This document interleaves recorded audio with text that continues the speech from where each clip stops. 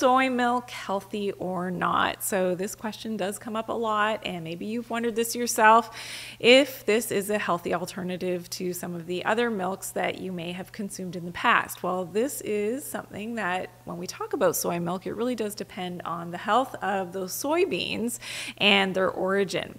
Most soy milks will contain some cane sugar, so that's something to consider, especially if it's a sweetened variety and it is flavored. It will have some sugar, so you really have to check the labels of that soy milk.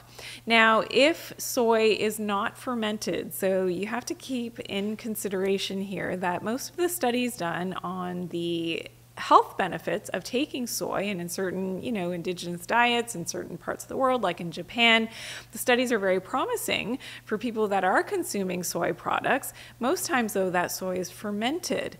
And if it's not fermented, like most of the soy products in terms of soy milk, it can be very hard to digest.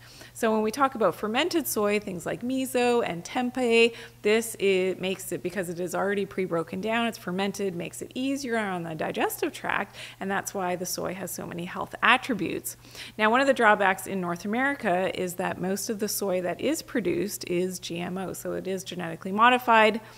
The good thing about soy milk, however, is that it does have some protein. So it's higher in protein as compared to some of the other plant milks, and the carbohydrates sort of match that cow's milk. So that has it going for itself when we talk about the macronutrients.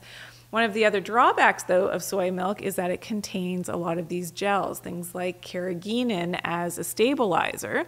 And this is derived from sea moss, but it can cause a lot of digestive upset and inflammation in the gut for people, especially that are sensitive to that carrageenan. So please check the labels if you do consume that soy milk. Look for those other artificial gums and stabilizers as well. And the other issue with soy milk, especially if it's fortified, is that most times it will contain some synthetic vitamins. And if you know my content, you know that I'm very much against synthetic vitamins and getting your nutrients from synthetic sources if they're chemically based. So things to look out for on your soy milk and other plant milks, for that matter, is cyanocobalamin. That is vitamin B12.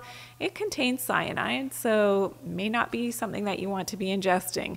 Vitamin D2, not a readily absorbed form of vitamin D, and not the same type, of course, that your skin makes from natural sunlight exposure. Now, for more information on the foods that maybe you thought were healthy, but really aren't, please check out my videos in the series, Healthy or Not. I'll see you there.